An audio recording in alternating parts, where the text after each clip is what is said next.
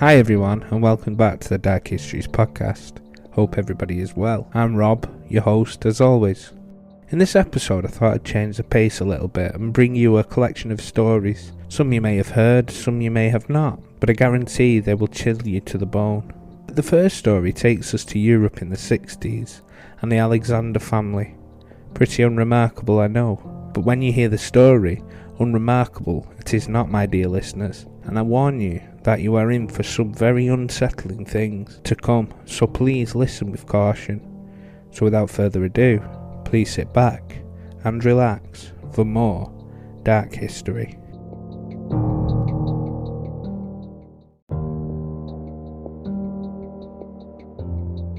The Lauber Society was a religious cult formed in the early 1800s in Dresden, Germany. Harold Alexander had taken over the leadership of the cult after the previous leader, George Rails, had passed away. The Lauber cult was a relatively small group of about 100 people, and their beliefs were centred around one theory. Everything outside of the Lauber Society was pure evil, influenced by Satan. After assuming the leadership of the group, Harold would give them one more dogma to abide by, that his second son, the newborn Frank, was the Messiah of God. The followers dully accepted the new diktat from their leader, so Frank, the boy, lived like a god, was revered like a god, wherever his silly demands were met without question. He had absolute autonomy over the cult and family, as the followers lined up to hear the word of God from him.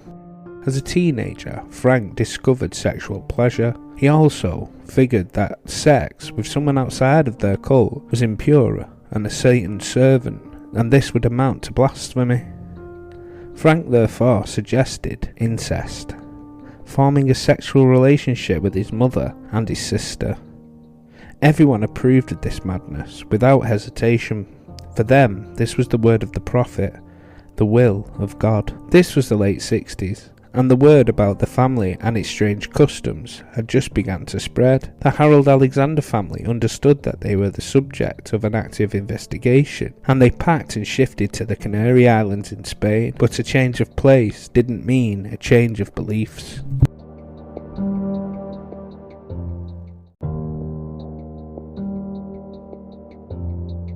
When they finally arrived in the Canaries, they lived a private life, nurtured and bolstered by a rare brand of fanaticism. Frank's mind was beyond control now.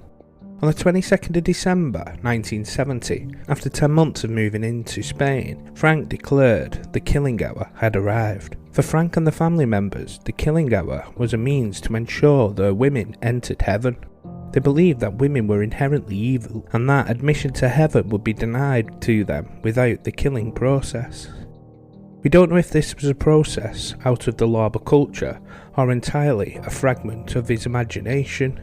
The family's womenfolk were told to wait for the hour of killing any day as Frank deemed it fit, and when Frank figured out the right time, the women were supposed to submit and subject themselves to his attack. One day when Frank was sitting at the edge of the bed where his mother was laying, he didn't like the look his mother gave him. He felt that she wasn't permitted to look at him in that way, and knew instinctively that it was time for the killing hour. Frank started to hit his mother at the back of the head. Frank continued to beat his mother, who was lying upside down, and Harold meanwhile started playing the organ. His two sisters, Petra and Marina, soon showed up, and the scene of their mother being butchered made no effect on them. Harold, while playing the rhythmic notes, told them that the hour of killing had arrived. The girls knew the rules. They stood there, patiently waiting for their turn. Frank came, having finished the business with his mum, and began to beat both his sisters frantically. In a matter of a few hours, both of them were lying flat on the floor in pools of blood, the cruel ritual complete. One of the neighbours had later recounted that they might have heard some muffled moans from Harold's apartment. Still, everything was drowned by the loud music of Harold's playing. As Frank finished the killing act, he fetched a knife and a pruner to cut the impure organs of the dead. It's possible that more than one among the three women was not dead at this moment. Frank wasn't a professional killer who knew the human body's weak point, but an unruly, eccentric killer who beat wherever he found fit. he couldn't have possibly pulled off a clean execution. So Frank would complete the killing by hacking the dead ladies with a kitchen knife, and then he tried to cut their breasts, nipples and vaginas to nail them to the wall. But this wasn't easy, so Frank and Harold would take it in turns to complete this part of the horrible ritual. The ritual was complete after retrieving Dagmar, his mother's heart, wrapping it in a cord and nailing it to the wall, along with the other body part. Harold and Frank rejoiced after completing the ritual, running around and singing, having completed the ceremony and liberating the women. The father and son slept in another property they own, ever so peaceful and proudly.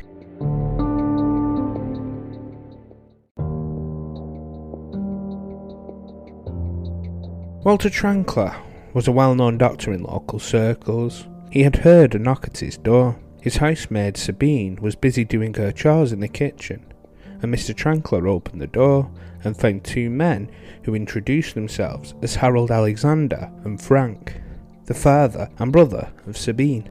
The doctor brought the 15-year-old Sabine from the kitchen and allowed the family to have a private conversation near the front door. Mr. Trankler wouldn't have wanted to overhear their chat, but the appearance of the two men had struck him. Both of them were covered in mud. Clearly no way to dress up for a meeting of their family, so the doctor's instincts told him to eavesdrop on the conversation, and what he heard would have sent shudders of cold down his spine. The doctor stood motionless, unable to process the enormity of the situation. He wondered if Sabine was going to faint or scream any time now, but to his surprise Sabine just took her father's hand, pressed it to her cheek affectionately, proving the horrific act. She said, "I'm sure you have done what you think is necessary." The family then embraced each other. The doctor realised he was with a dangerous set of people who had lost all sense of right and wrong. He rushed to his room, bolted himself in, fortified the door with makeshift barricades and called the police. As the officers rushed to the doctor's house, the three family members didn't look anything like they had just killed a few of their own. The cops wondered if they had received the right tip, as they asked Harold, "What's going on?" Without even the slightest hint of compunction, Harold retracted the incident he had told his daughter. There was no hesitation whatsoever. They would even tell the address of his apartment where his crime took place. The cops were truly bewildered by the candidness. Not knowing if it was a prank, a few officers were soon dispatched to the crime scene to determine the veracity of Harold's admission. There, the cops saw the most horrible spectacle they had ever seen in their lives.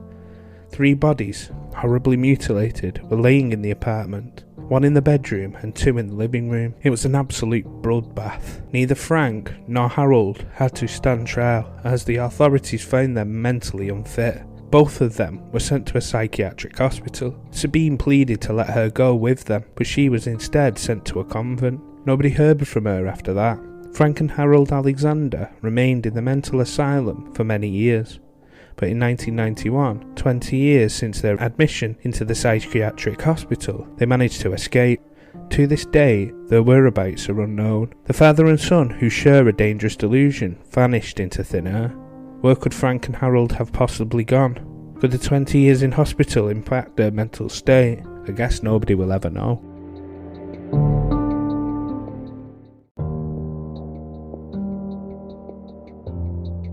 Our next story, I would say, is as bone-chillingly crazy as the last one, but this time we're in Africa, more specifically Nigeria, where there is a black market for human body parts. The same rules apply for this story as the last, my dear listeners. Discretion is advised.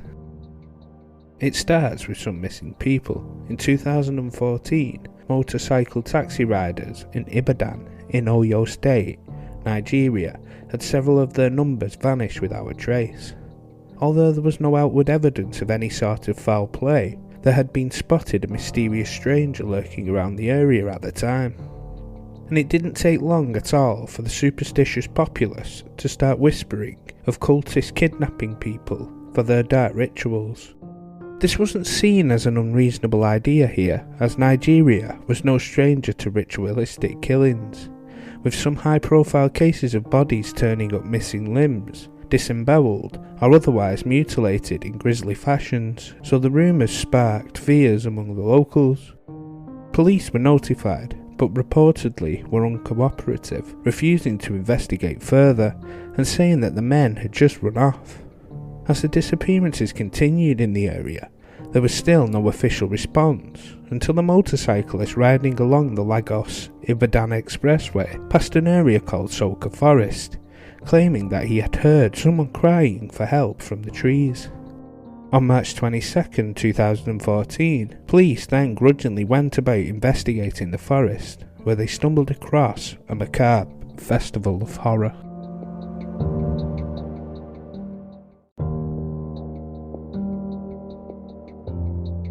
Fanning out through the area, they found a dilapidated, seemingly abandoned building tucked away amongst the trees, from which emitted a fetid smell. Upon entering the building, they were met with a charnel house of horrors and a ghastly sight of decomposing corpses which had apparently been bound with chains. As the shocked police expanded their search, they began turning up other human remains in the surrounding area, many of them being butchered upon a blood-soaked butcher's table, in some cases even still chained to the slab. There were also numerous human remains found scattered around the wilderness itself, stuffed within bushes, in nooks of trees, or unceremoniously dumped in holes in the ground or into caves. The corpses and remains were in various states of decomposition, many of them missing limbs or internal organs, some of them even without heads. In total, over 20 decomposed human bodies and hundreds of human skulls were found in the forest. And there was also found a building eerily full of just personal belongings of the victims, including wallets, clothes, jewellery, travel bags, footwear, driver's license and passport photos, even children's toys. In addition to the dead bodies and human remains, there were rescued around 15 people who were chained up in captivity, all severely malnourished, looking like skeletons, surrounded by clouds of flies, some of them in a catatonic state or barely alive. When questioned by the police, they spoke of having been kidnapped, tortured and kept in shackles with once-a-week feedings. In most cases, they could not identify the people who had taken them, but a few claimed that the men who had kidnapped them had been government officials, or at least posing as them. Some of the victims said they had been held there in squalor and chained up for months. The general impression was that this had been going on for quite some time, and in the meantime the entire area was cordoned off and an investigation was launched to try and get to the bottom of what had happened and who the perpetrators were.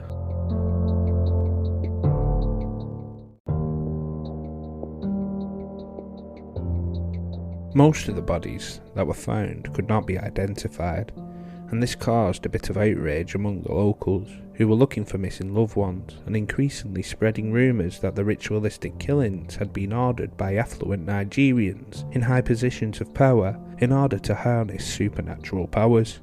In the days after the discovery of what has been called the Ibadan Forest of Horrors, crowds of rioters, angry at the lack of anything being done, seeking answers to the identity of the victims, and some even convinced that more people were trapped underground, converged on the scene, brandishing guns, clubs, machetes and bows and arrows, to the point where the police were forced to disperse them with tear gas. Police would later make several arrests in connection with the slaughter of Soka Forest, including some suspects who were policemen and security guards, but no one was ultimately charged with the murders, and the case is ongoing. It seems amazing that such an unbelievably horrific crime could have been carried out near such an urban area, in a reasonably rich nation, and yet it remains unsolved. This has sparked more speculation that officials and police were somehow involved in the ritual killings and trading human body parts that has sadly gripped many areas of Nigeria. There is much money to be made from a sale of body parts for various black magic rituals, spells, potions, and although the Ibadan Forest of Horrors is an extreme case, such similar killings are actually not unheard of. In many rural areas, the belief in magic is still very strong, and many poor people turn to the trade of human body parts to support their families, turning into murderers in order to serve various shamans and herbalists who very often convince them that they are at the whim of the magical forces they cannot comprehend. One such young man, calling himself Shodeep, once worked in a capacity of a shaman named Abdidukun, killing and collecting body parts for money and food, and he says of his own experience, anytime I wanted to go for kill, Baba would give me some charm and also teach me some incantation to recite so that nobody would see me at the scene of the crime. I would hit the victim with a shovel and recite the incantation immediately. I see blood coming out of the victim. Baba instructed me to always move around the victim at the scene after killing them and then turn my back on them and stay there like that for 3 minutes, which I did, and nobody would see me. Baba said the spirit of the victims would come to him after I'd killed them. Baba did not tell me the reason for the killings, but he would buy food for me and he would give me the sum of 500 Nira after each killing I carried out for him. The answer as to what exactly happened here in this patch of wilderness has not been made completely clear. It is unknown just who took these people or where they went, and no one has ever been officially charged with any of it. It seems to have just been written off as yet another ritual killing spree in a country where such things are rampant. It's very likely that this is where it will all end for this case, and it's illustrated a very interesting trend that has gone on even into the present day in some rural areas, that such superstitions and myths can gain such a foothold in an age of reason in an otherwise progressive country. There seems to be some allure to the idea of black magic and dark arts that will not fade, and which hides in the dark corners of the world. Whether any of it is real or not, for the people dead and abused at the hands of their captors, it is very real, as it is for many of the locals, these areas of whom dark magic and ritual are part of the landscape of everyday life.